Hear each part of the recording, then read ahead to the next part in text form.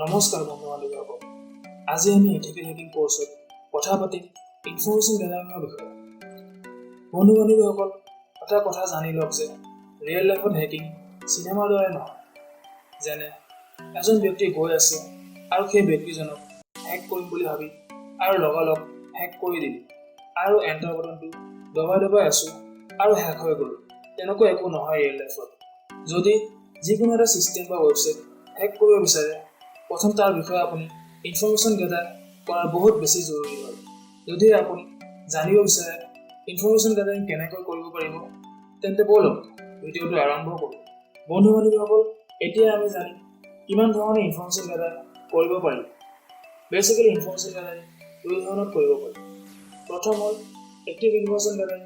Active information gathering হৈছে যেনে কোনো এজন ব্যক্তি চিষ্টেম এটা হেক কৰিব বিচাৰিছে আৰু তেতিয়া সেই ব্যক্তিজনৰ লগত বন্ধুত্ব কৰি সেই ব্যক্তিজনৰ পৰা কথা পাতি ডাইৰেক্ট ইনফৰমেশ্যন লোৱা। যেনে আপোনালোকৰ তাত প্ৰেংক কল আহে আৰু আপোনালোকক কয় যে আপোনাৰ ATM ব্লক হৈ গৈছে আৰু আপোনালোকক কয় ATM ব্লক খুলিবলৈ এইটো ইনফৰমেশ্যন দিয়ক। এইটো হ'ল এক্টিভ ইনফৰমেশ্যন গেদাৰিং। দ্বিতীয়তে হ'ল passive information gathering. Passive information gathering হৈছে আপুনি যিকোনো টুলৰ সহায়ত ইনফৰমেশ্যন লৈ আছে আৰু যিকোনো ছফ্টৱেৰৰ সহায়ত ইনফৰমেশ্যন গেদাৰিং কৰিব বিচাৰি আছে। যেনে আপুনি যাৰ ইনফৰমেশ্যন ল'ব তেওঁৰ বেষ্ট ফ্ৰেণ্ডৰ লগত বন্ধুত্ব কৰিছে আৰু সেই ব্যক্তিজনৰ বেষ্ট ফ্ৰেণ্ডৰ পৰা ইনফৰমেশ্যন লৈ আছে। ডাইৰেক্ট সেই ব্যক্তিজনৰ পৰা ইনফৰমেশ্যন লোৱা নাই, কিন্তু সেই ব্যক্তিজনৰ বেষ্ট ফ্ৰেণ্ডৰ পৰা ইনফৰমেশ্যন লৈ আছে। সেইটো হ'ল পেছিভ ইনফৰমেশ্যন গেদাৰিং। এইটো ক্ষেত্ৰত ডাইৰেক্ট কানেকশ্যন নহয় সেই ব্যক্তিৰ লগত, কিন্তু ইনডাইৰেক্টলি কানেক্টেড হৈ আছে ব্যক্তিজনৰ লগত আৰু ঘৰত বহি যিকোনো এটা টুল ইউজ কৰি বা যিকোনো ৱেবছাইট ইউজ কৰি বা যিকোনো এটা থাৰ্ড পাৰ্টি কিবা বস্তু ইউজ কৰি ইনফৰমেশ্যন গেদাৰিং কৰিব বিচাৰে বিজ্ঞানজনে। এইটো প্ৰচেছ হৈছে পেছিভ ইনফৰমেশ্যন গেদাৰিং। আজি আমি কথা পাতিম বেচিকেলি পেছিভ ইনফৰমেশ্যন গেদাৰিঙৰ বিষয়ে। কাৰণ এক্টিভ ইনফৰমেশ্যন গেদাৰিং কৰিবলৈ আপুনি মানুহৰ লগত বন্ধুত্ব বঢ়াব লাগিব আৰু ছ'চিয়েল হ'ব লাগিব। পেছিভ ইনফৰমেশ্যন গেদাৰিঙত আমি জানিম টুল বা থাৰ্ড পাৰ্টি বস্তু দি কেনেকৈ ইনফৰমেশ্যন ল'ব পাৰিব। পেছিভ ইনফৰমেশ্যন গেদাৰিঙত আমি বহুতো টুলৰ বিষয়ে জানিম। পেছিভ ইনফৰমেশ্যন গেদাৰিঙত বেচিকেলি ইউজ কৰা হয় ৱেবছাইট এটেকত, যে সেই ৱেবছাইটত কি চলি আছে, কি আছে বা কি লেংগুৱেজত লিখিছে, কি ধৰণৰ ডাটাবেছ লিখিছে। আজি আমি এইটো ভিডিঅ'ত এটা টুলৰ বিষয়ে জানিম, সেইটো হ'ল হুইজ লুকআপ। তেন্তে বলক কম্পিউটাৰ স্ক্ৰীণত যাওঁ আৰু জানো কেনেকৈ ইউজ কৰিব লাগে হুইজ লুকআপ। বন্ধু-বান্ধৱীসকল, আপোনালোকে কম্পিউটাৰ স্ক্ৰীণত আহি যিকোনো এটা ৱেবছাইট খুলি লওক।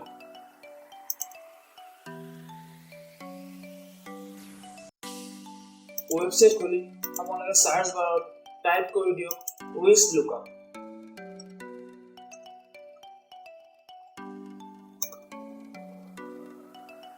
হুইজ লুকআপ টাইপ কৰাৰ পিছত আপোনালোকে দেখা পাব বহুত কেইটা ৱেবছাইট। তাৰে আপোনালোকে এটা এটা অপেন কৰি লওক।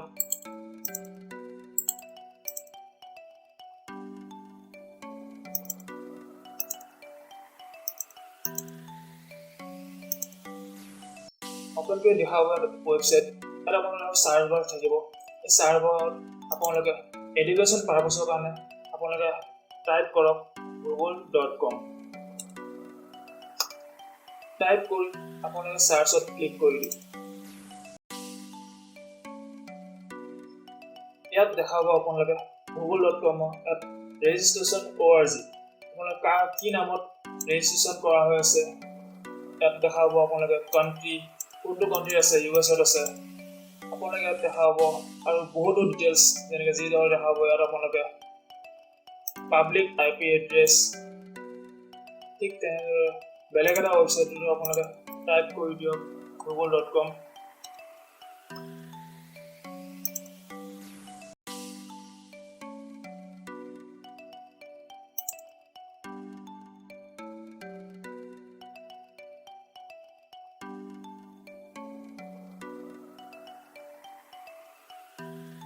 টাইপ কৰাৰ পিছত ইয়াত দেখা পাব ছেম ইনফৰমেশ্যন আপোনালোকে domain registration domain ID number আপোনালোকে ইয়াতে দেখাবলৈ আপোনালোকে ৰেজিষ্ট্ৰেশ্যন হুইচ চাৰ্ভাৰ আপোনালোকে ইয়াত দেখাব registration URL update date create date কেতিয়া বনাইছে এইটো ডেট দি আপুনি যিকোনো এটা ৱেবছাইটৰ আপোনাৰ ডিটেইলছ চাব পাৰিব যদি কোনোবা আপোনালোকক স্কিপ কৰিব বিচাৰিছে সেই ৱেবছাইটটোৰ ডিটেইলছ ইয়াত আপোনালোক দেখাব যে কিমান দিন আগত সেই ৱেবছাইটটো ক্ৰিয়েট কৰা হৈছে আৰু যদি আপোনালোকে কালি লিনাক্সৰ টাৰ্মিনেল দি আপোনালোকে চাব এইখিনি ইনফৰমেশ্যন চাব বিচাৰিছে তেন্তে টাৰ্মিনেলত আহি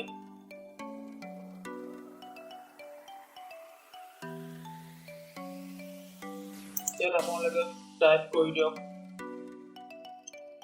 হুইচ টাইপ কৰি আপোনালোকে google.com টাইপ কৰি দিয়ক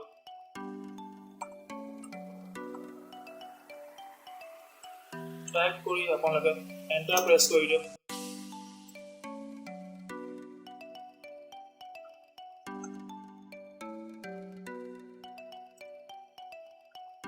ইয়াতো আপোনালোকে দেখা পাব এই সকলোবোৰ ডিটেইলছ ইয়াত আহি গৈছে যেনেকৈ update date create date registration expire কেতিয়া এক্সপায়াৰ হ'ব সকলোবোৰ ইনফৰমেশ্যন ইয়াত আহি গৈছে যদিহে ভিডিঅ'টো চাই ভাল লাগিল তেন্তে লাইক কৰক আৰু বন্ধু বান্ধৱীসকলৰ লগত শ্বেয়াৰ কৰি দিয়ক আৰু আপোনালোকে যদি এথিকেল সম্পূৰ্ণ কোৰ্চটো চাব বিচাৰিছে তেন্তে চেনেলটো ছাবস্ক্ৰাইব কৰি বেল নটিফিকেশ্যনটো অন কৰি লওক তেতিয়া মই ভিডিঅ' আপলোড কৰাৰ লগে লগে আপোনাৰ তাত গুচি যাবগৈ ধন্যবাদ সম্পূৰ্ণ ভিডিঅ'টো চোৱাৰ কাৰণে